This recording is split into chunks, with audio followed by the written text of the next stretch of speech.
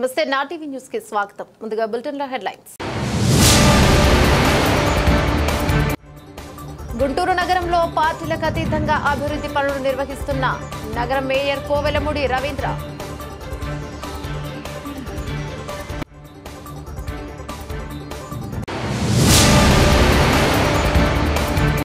Collector కార్యాలయంలోని ప్రతి సోమవారం జరిగే ప్రజా సమస్యల పరిష్కార వేదిక.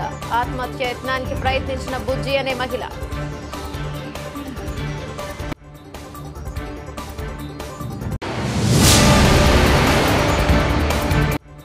ఆంధ్రప్రదేశ్ రాష్ట్ర మహిళా కమిషన్ చైర్పర్సన్ గా రాయపాటి శైలజ. రాష్ట్ర మహిళా కమిషన్ రాష్ట్ర కార్యాలయంలో సోమవారం పదవి బాధ్యతలు.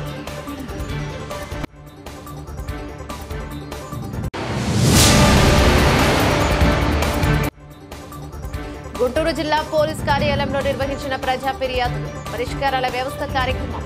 భరోసా ఇచ్చిన గుంటూరు జిల్లా పోలీస్ అధికార యంత్రాంగం. డీటెయిల్స్ చూస్తే గుంటూరు నగరంలో పార్టీలకు అతీతంగా అభివృద్ధి పనులు నిర్వహిస్తున్నామని గుంటూరు తూర్పు నియోజకవర్గ పరిధిలో 3.34 కోట్ల రూపాయలతో వివిధ అభివృద్ధి పనులు చేయటకు శంకుస్థాపన చేశామని నగర మేయర్ కోవెలమూడి రవీంద్ర తెలిపారు. సోమవారం గుంటూరు తూర్పు నియోజకవర్గంలోని 11, 12, 15, 17 డివిజన్లలో సీసీ రోడ్డు, సీసీ డ్రైన్లు నిర్మించటకు తూర్పు నియోజకవర్గ శాసనసభ్యులు నజీర్ అహ్మద్ కలిసి శంకుస్థాపన చేశారు. ఈ సందర్భంగా జీఎంసీ మేయర్ మాట్లాడుతూ నగరంలో చిన్నపాటి వర్షానికి రోడ్లపైకి వర్షపు నీరు నిలుస్తూ స్థానిక ప్రజలు తీవ్ర ఇబ్బందులు పడుతున్నారని, వీటిని దృష్టిలో పెట్టుకుని స్థానిక ప్రజా ప్రతినిధుల ప్రతిపాదనలతో గుంటూరు తూర్పు నియోజకవర్గ పరిధిలో 11, 12, 15, 17 డివిజన్లలో 3.34 కోట్ల రూపాయలతో వివిధ అభివృద్ధి పనులు నిర్వహించుటకు శంకుస్థాపన చేశామన్నారు. గుంటూరు నగరంతో పాటు నగరంలో విలీన గ్రామాల్లో కూడా అభివృద్ధి పనులు పార్టీలకు అతీతంగా ప్రాధాన్యత క్రమంలో నిర్వహించుటకు చర్యలు తీసుకున్నామన్నారు. నగరాభివృద్ధికి గుంటూరు పార్లమెంట్ సభ్యులు మరియు కేంద్ర మంత్రివర్యులు పెమ్మసాని చంద్రశేఖర్ కేంద్ర రాష్ట్ర ప్రభుత్వాల వారితో మాట్లాడి నిధులు త్వరితగతిన అందేలా ఎంతగానో కృషి చేస్తున్నారన్నారు. గుంటూరు నగరాభివృద్ధికి ప్రభుత్వ పెద్దలు కూడా పూర్తి స్థాయి సహకారాలు అందిస్తున్నారని తెలియజేశారు. నగరాభివృద్ధికి నగరంలోని ఎమ్మెల్యేలు, ఎమ్మెల్సీలు మరియు స్థానిక ప్రజాప్రతినిధులను కలుపుకొని వెళ్తామని, వారి అభిప్రాయాల మేరకు అభివృద్ధి పనులు నిర్వహిస్తామని తెలియజేశారు. ఈ సందర్భంగా ఎమ్మెల్యే మాట్లాడుతూ గుంటూరు నగరపాలక సంస్థలోని అన్ని డివిజన్లలో మౌలిక వసతుల కల్పనకు తమ ప్రభుత్వం కట్టుబడి ఉందని, ముఖ్యంగా కూటమి ప్రభుత్వం ఏర్పడ్డాక నగరంలో అభివృద్ధి పనులు వేగవంతంగా నిర్వహిస్తున్నామన్నారు.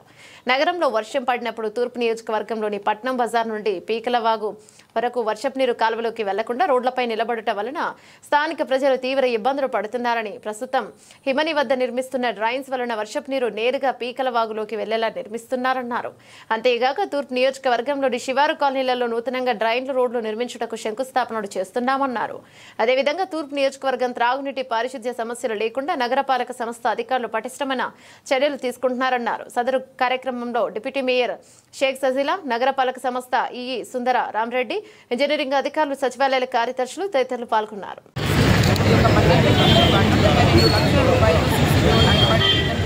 ఎందుకంటే గతంలో చూడొచ్చు వర్షం కూడా ఇక్కడ ఆగిపోయింది. కానీ ఒక కూటమి ప్రభుత్వం వచ్చిన తర్వాత 9 నెలలలోనే ప్రతి ఒక్క డివిజన్లో కానీ, ప్రతి ఒక్క వార్డులో కానివ్వండి, ప్రతి ఒక్క సమస్యలు లేకుండా, ప్రజలు ఇబ్బంది పడకుండా, ట్రాఫిక్ సమస్యలు లేకుండా అభివృద్ధి కార్యక్రమాలు చక్కగా జరుగుతున్నాయని ప్రతి ఒక్కరు కూడా చక్కగా స్పందిస్తున్నారు. కాబట్టి మన గుంటూరు అభివృద్ధి పరంగా ఈసీ నెంబర్ 1 దశగా చేసే విధంగా మేమందరూ అడుగులు వేస్తున్నామని ఈ సందర్భంగా గుంటూరు ఈస్ట్ 12, 13 డివిజన్లో గుంటూరు నగర ఈస్ట్ ఎమ్మెల్యే నజీర్ మహమ్మద్ గారు, అలాగే డిప్యూటీ మేయర్ సజిలా గారు, వార్డు ప్రెసిడెంట్, అట్లాగే కార్పొరేట్ సిసి గారు ఆధ్వర్యంలో 72 లక్షల ఒక బడ్జెట్తో యమునీ ఎక్స్చేంజ్ దగ్గర నుంచి బండ్ల బజార్ వరకు సీసీ డ్రైన్ చేస్తున్నారు. ముఖ్యంగా వర్షం వచ్చినప్పుడు చాలా షాపులు మునిగిపోతున్నాయి కాబట్టి, అట్లాగే మున్సిపల్ కార్పొరేషన్ ఆఫీసులో కూడా వాటర్ వస్తుంది కాబట్టి డ్రైన్ వాటర్, దాన్ని సంపూర్ణంగా ఎక్కడైతే ఉందో దాన్ని బ్రేక్ కాకుండా మళ్ళీ పేకల వాగులో కలిపేస్తే ఇవన్నీ లీక్ అరెస్ట్ చేసే భాగంలో ఈ యొక్క మంచి కార్యక్రమం చేపట్టిన ప్రతి ఒక్కరు కూడా ధన్యవాదాలు తెలియజేస్తాను. ముఖ్యంగా డెవలప్మెంట్ గుంటూరు భాగంలో మా పార్లమెంట్ సభ్యులు, కేంద్ర మంత్రి గారు పెమ్మసాని చంద్రశేఖర్ గారి ఆధ్వర్యంలో ఈ గుంటూరుని 10 విధాలుగా అభివృద్ధి చేయాలి, గత 50 ఏళ్లుగా ఎటువంటి డ్రైన్లు సీసీ డ్రైన్లు కూడా లేకుండా చాలా మురికివాళ్ళు ఏర్పడి నగరం సెంటర్లో కూడా వర్షం వస్తే మునిగిపోయే విధంగా ఉన్నదాన్ని బట్టి స్పెషల్ బడ్జెట్ను తెప్పించి ఇటువంటి కార్యక్రమాలు చేస్తున్నందుకు దానికి ప్రత్యేకమైన ధన్యవాదాలు.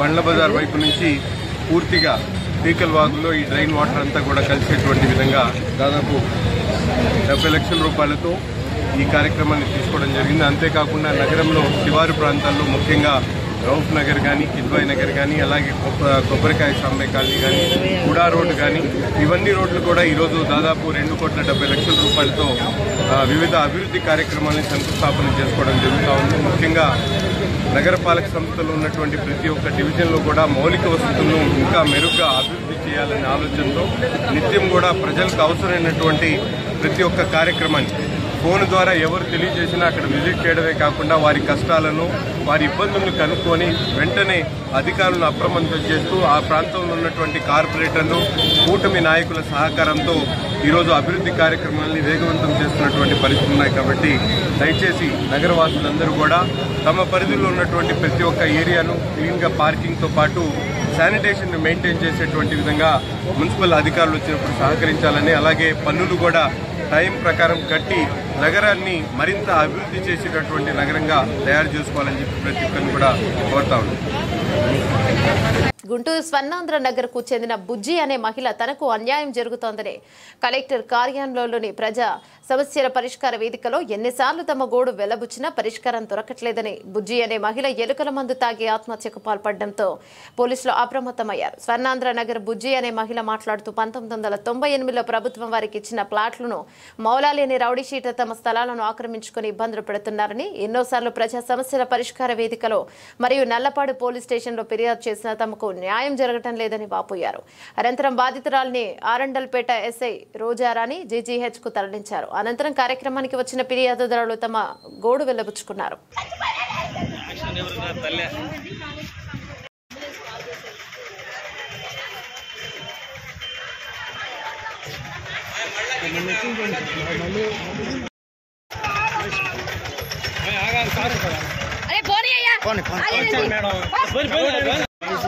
వద్దు వద్దు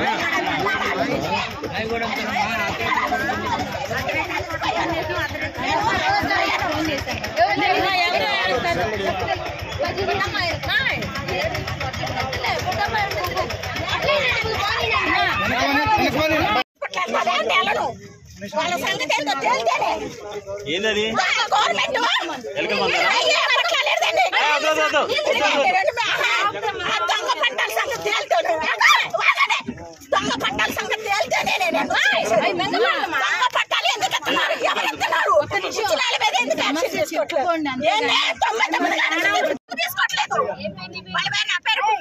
ఎందుకు తీసుకోవట్లేదు? వాళ్ళపైన యాక్షన్ ఎందుకు తీసుకో? దొంగ పట్టాలు తెచ్చిన వాళ్ళపైన ఎందుకు తీసుకోవట్లేదు?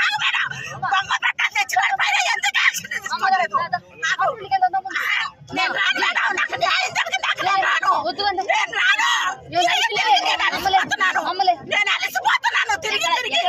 ఎక్కడ మన అరండాలపేటలో అట్లే ఉంటుంది, నల్లబాడులో అసలు రికార్డే మాయమైంది. ఎవరో పోలీస్ స్టేషన్ రికార్డు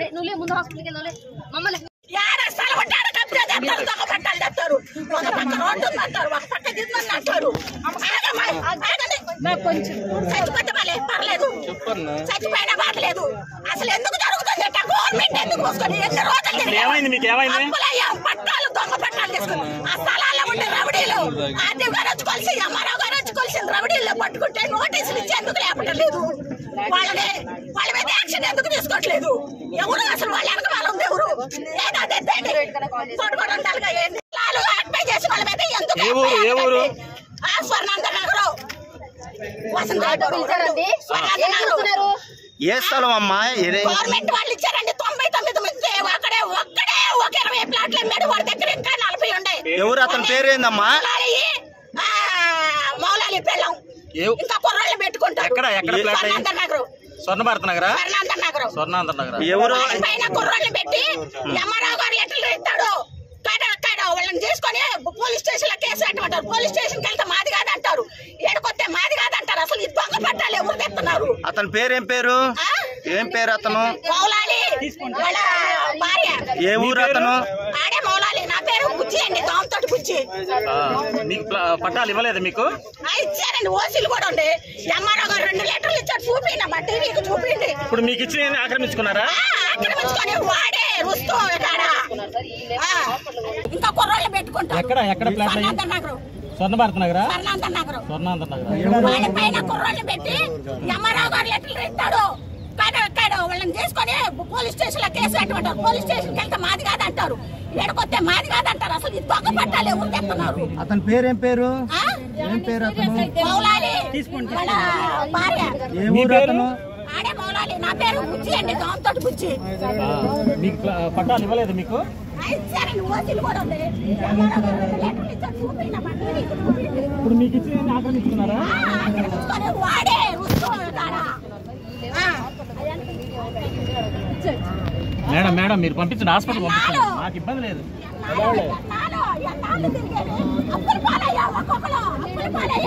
అతనికి పార్టీ సపోర్ట్ మొత్తం బాధితులు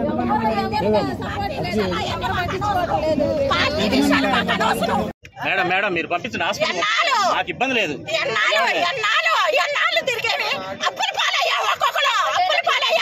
అతనికి పార్టీ సపోర్ట్ ఏమైనా ఉందమ్మా? పార్టీ విషయాలు మాకు అనవసరం. పార్టీ విషయాలు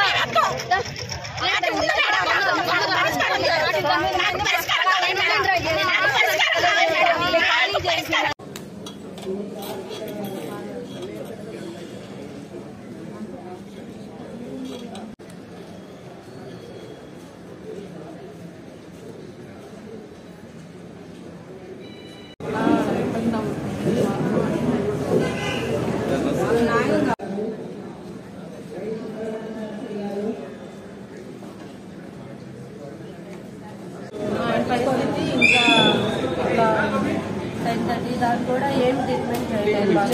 వాళ్ళకి ఎవరో ఎంఆర్ఐ స్టేట్మెంట్ అనేది ఎంఆర్ఐ కానీ రాస్తే ఎంఆర్ఐలో అది ఐరన్ రాడ్ వేయడం వల్ల అది తీసుకోలేదు సార్. అందువల్ల మేము వేరే హాస్పిటల్కి ఆయన పరిస్థితి ఇప్పటికీ చాలా క్రిటికల్గా ఉంది. ఇద్దరు పిల్లలు ఉన్నారు.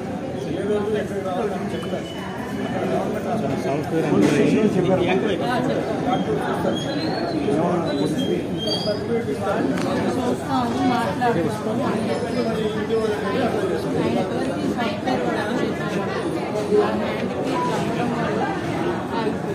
కంప్లైంట్ ఎక్కడ ఇచ్చారు?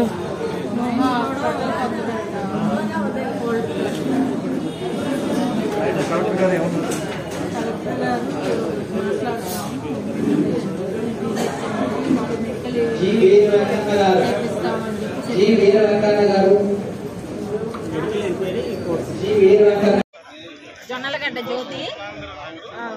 ఈ సమస్య అయితే వసంతరాయపురం నీళ్ళ ట్యాంకీలో గతంలో మేము చిన్నపిల్లలప్పటి నుంచి అక్కడే ఉన్నామండి.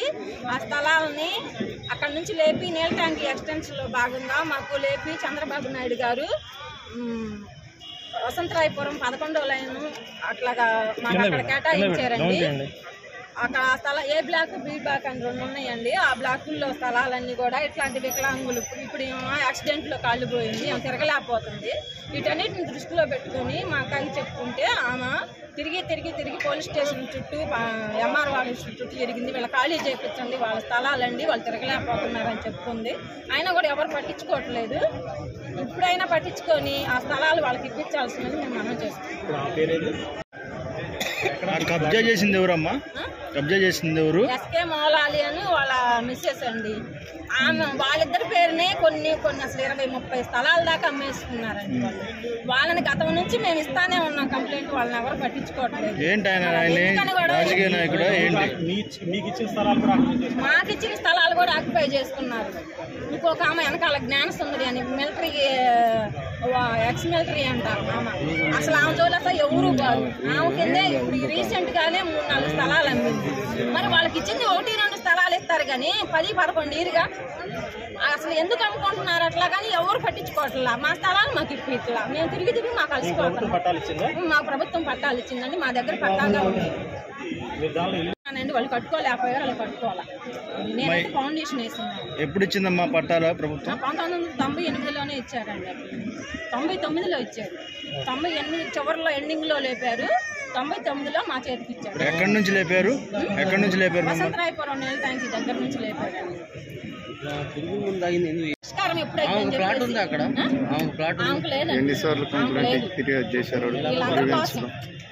గ్రీవెన్స్ ఎన్నిసార్లు అప్లై చేశారు?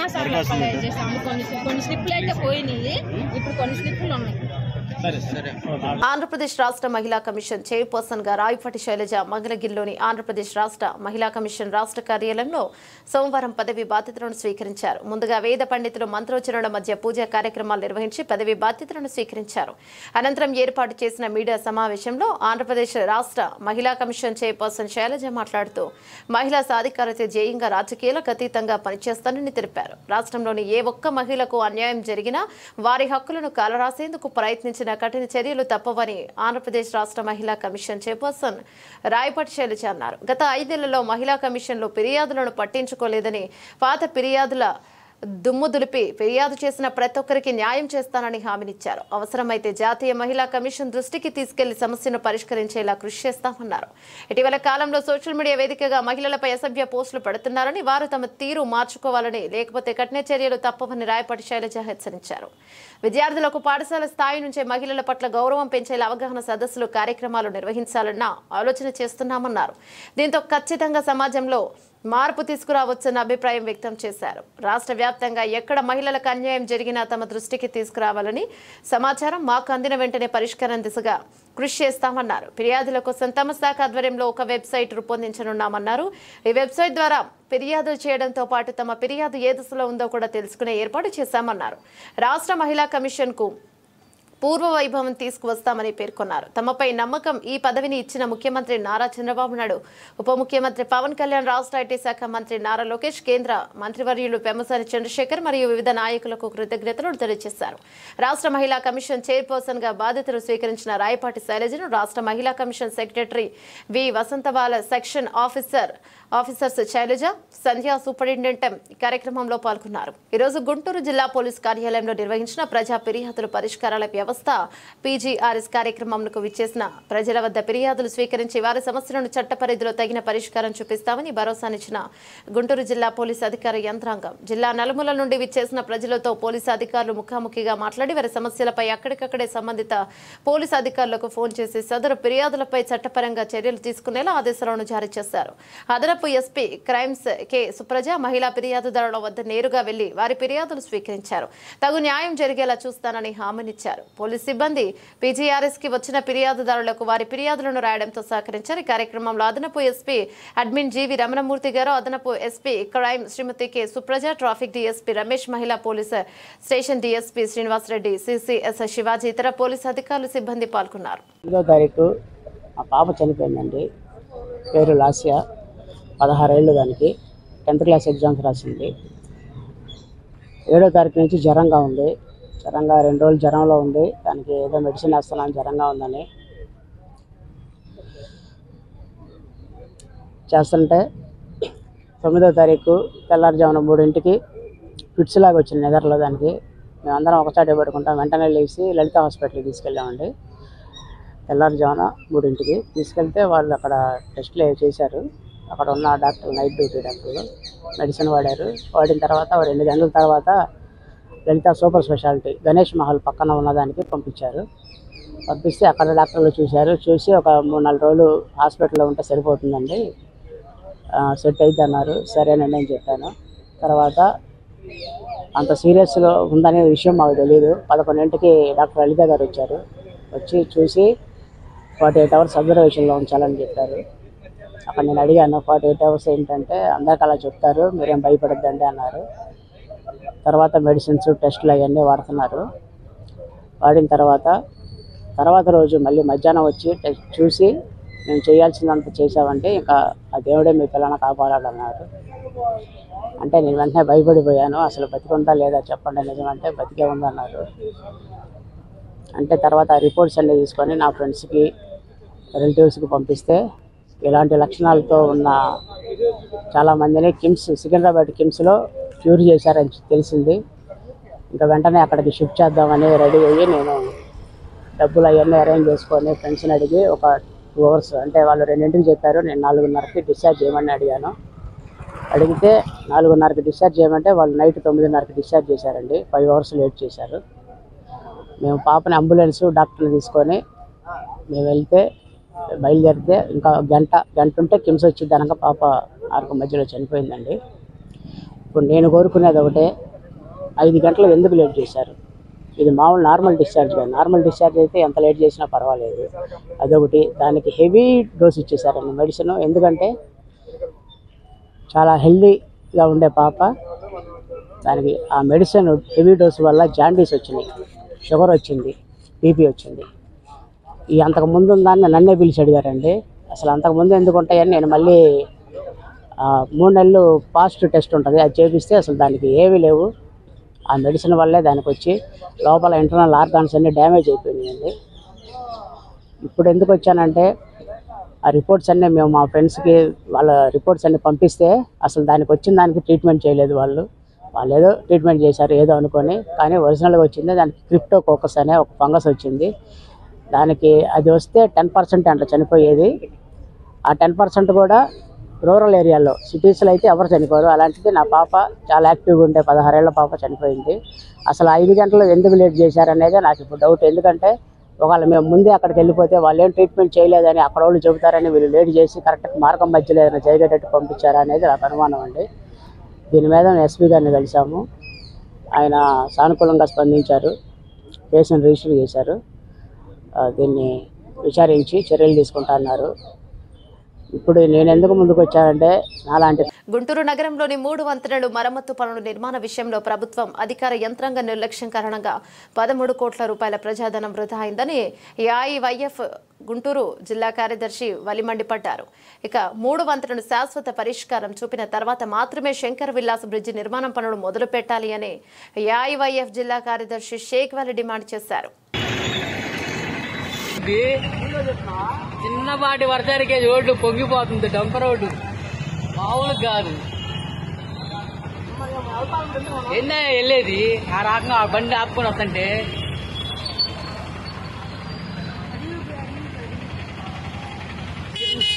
ఇది గుంటూరు 3 వంతెనలు, చిన్నపాటి వర్షానికే చూడు మళ్ళీ మునిగిపోయింది. ఇది మన అభివృద్ధి.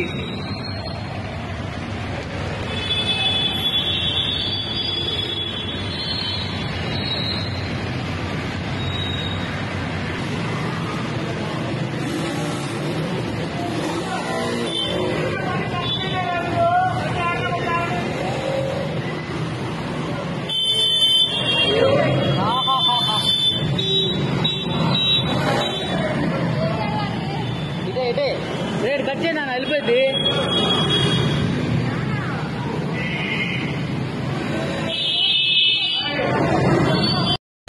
బండి ఆగకూడదు, బండి ఆగితే అంతే.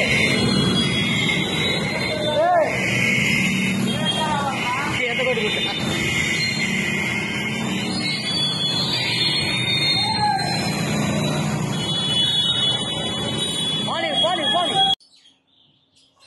గుంటూరు నగరంలో ఏదైతే డొంక రోడ్డు ఉందో దాదాపు 13 కోట్ల రూపాయలతో 3 నెలలు గుంటూరు నగర ప్రజలు నరకయాతన అనుభవించారు.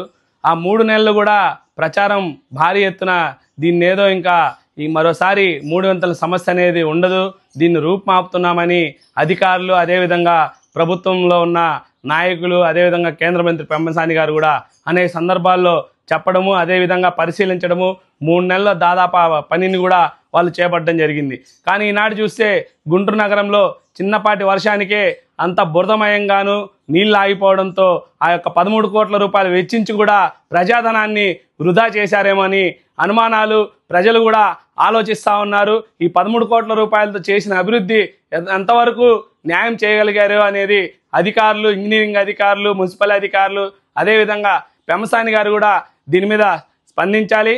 మరోవైపు ఇంకొన్ని రోజుల్లోనే శంకుస్థాపన కూడా చేశారు, శంకర్ విలాస్ ఓవర్ బ్రిడ్జిని కూడా ప్రారంభించబోతా ఉన్నాము. కాబట్టి దీన్ని కూడా పనులు మేము చేశామని చెప్పుకున్నారు. మరి ఈనాడు ఆ శంకర విలాస్ పనులు కనుక మీరు మొదలు పెడితే ఇప్పుడు రాబోయేదే ఇంకొన్ని రోజుల్లో వర్షాకాలము. కాబట్టి వర్షాకాలంలో ఈ 3 వంతెనల సమస్య పరిష్కరించకుండా మీరు అక్కడ ఆర్యూబీ నిర్మించకుండా అదేవిధంగా శంకర విలాస్ పనులు మొదలు పెడితే గుంటూరు నగర ప్రజలు తీవ్ర నరకయాతన అనుభవిస్తారు.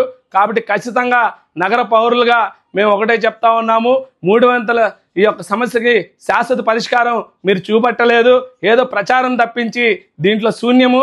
ప్రజలకి మీరు ఒక విధంగా అనేక సంక్షోభానికి తీవ్ర నరకయాతనకు కూడా అనుభవించడానికి కారణమయ్యారని ఈ సందర్భంగా ఆరోపిస్తూ ఉన్నాము. అదేవిధంగా దీన్ని శాశ్వత పరిష్కారం చూపించిన తర్వాత మాత్రమే శంకర విలాస్ ఓవర్ బ్రిడ్జిని కూడా ప్రారంభించాలని మేము కోరుతా ఉన్నాము. పెమ్మసాని గారు కూడా దీని మీద ఖచ్చితంగా స్పందించాలని మేము కోరుతా ఉన్నాము. గుంటూరు నగరంలో స్థానిక సమస్యల పరిష్కారం కోసం నగరపాలిక సంస్థలు చేపట్టే డయల్ యువర్ కమిషనర్ PGRS లో ప్రజలు ఇస్తున్న అర్జీలను బాధ్యతగా అధికారులు సమగ్రంగా పరిశీలించి శాశ్వత పరిష్కారానికి చర్యలు తీసుకోవాలని గుంటూరు నగరపాలక సంస్థ కమిషనర్ పులి శ్రీనివాసులు స్పష్టం చేశారు. సోమవారం నగరపాలక సంస్థ కమిషనర్ ఛాంబర్లో డయల్ యువర్ కమిషనర్ కౌన్సిల్ హాల్లో PGRS నిర్వహించారు. ఈ సందర్భంగా కమిషనర్ తొలుత డయల్ యువర్ కమిషనర్ ద్వారా ప్రజల నుండి అందిన 24 ఫిర్యాదులు తీసుకుని అధికారులతో మాట్లాడుతూ ప్రజల నుండి అందే అర్జీల్లో తక్షణం పరిష్కారం చేయగలిగినవి, కొంత సమయం తర్వాత కలిగినవి ఇక వేరువేరుగా లిస్టు తయారు చేయాలన్నారు. డయల్ యువర్ కమిషనర్ కు అందిన అర్జీల పరిష్కారానికి విభాగాధిపతులు క్షేత్రస్థాయి పరిశీలనకు వెళ్లాలన్నారు. అర్జీల పరిష్కార పురోగతిపై కమిషనర్ ఛాంబర్ కు ఎప్పటికప్పుడు నివేదిక ఇవ్వాలని ఆదేశించారు. అనంతరం కౌన్సిల్ సమావేశ మందిరంలో PGRS కార్యక్రమం ద్వారా ప్రజల నుండి అర్జీలు తీసుకుని అధికారులతో మాట్లాడుతూ PGRS లో ప్రజలు ఇస్తున్న అర్జీలను సమగ్రంగా పరిష్కారం చేయాలని, ఆయా అర్జీలను ర్యాండమ్గా క్షేత్రస్థాయి పరిశీలన చేస్తామన్నారు. అర్జీలు బియాండ్ SLAలోకి వెళ్లడానికి వీలు లేదన్నారు. క్షేత్రస్థాయి అధికారులు అర్జీలను నేరుగా వెళ్లి పరిశీలించి పరిష్కారానికి కృషి చేయాలన్నారు. పారిశుద్ధ్యం, త్రాగునీటి సరఫరా, రోడ్ల ఆక్రమణ వంటి సమస్యల పరిష్కారం కోసం ప్రజలు GMC కార్యాలయానికి వస్తున్నారని అవి స్థానికంగానే పరిష్కారం చేయాలన్నారు. ప్రజల నుండి అందే అర్జీలు, ఫిర్యాదుల నమోదుకి ప్రతి విభాగంలో ప్రత్యేకంగా రిజిస్టర్ ఏర్పాటు చేయాలన్నారు. పరిష్కారం అనంతరం ఫిర్యాదుకి సమాచారం తెలియచేయాలన్నారు. సోమవారం నిర్వహించిన PGRS 40 ఫిర్యాదులు అందాయని వాటిలో పట్టణ ప్రణాళిక విభాగం 23, ఇంజనీరింగ్ విభాగం 5, రెవెన్యూ విభాగం 9, ప్రజారోగ్య విభాగం 3 ఫిర్యాదులు అందాయని వాటిని నిర్దేశిత గడువులోపు పరిష్కరించాలని అధికారులను ఆదేశించారు.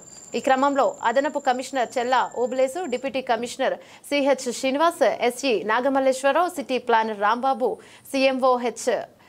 CMOH doctor Amrutham, DCP Suraj ఉపసల్, PO రామారావు, మేనేజర్ బాలాజీ, భాష తదితరులు తెలిపారు.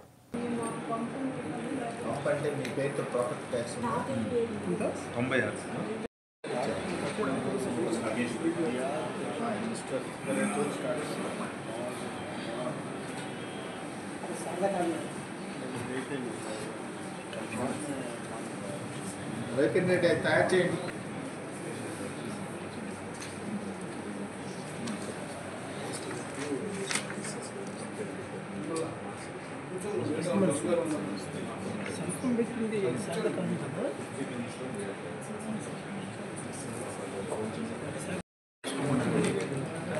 మొన్న కూడా చెప్పాను కదా, వేరే ఫైల్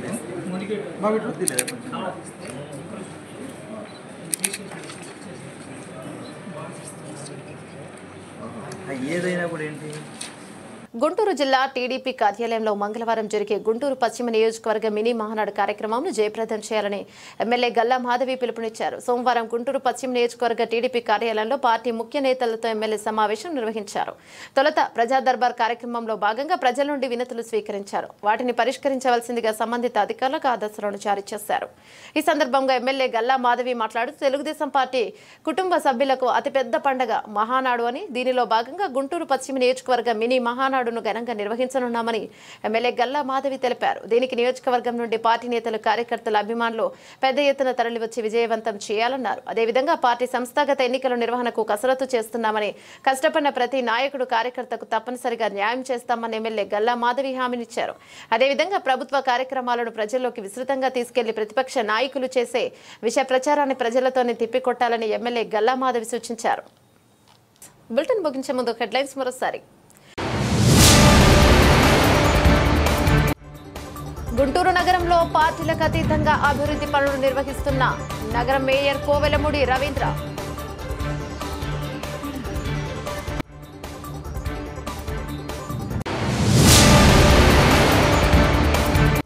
కలెక్టర్ కార్యాలయంలోని ప్రతి సోమవారం జరిగే ప్రజా సమస్యల పరిష్కార వేదిక.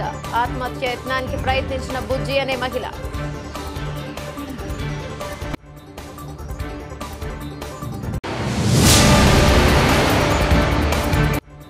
ఆంధ్రప్రదేశ్ రాష్ట్ర మహిళా కమిషన్ చైర్పర్సన్ గా రాయపాటి శైలజ. రాష్ట్ర మహిళా కమిషన్ రాష్ట్ర కార్యాలయంలో సోమవారం పదవి బాధ్యతలు.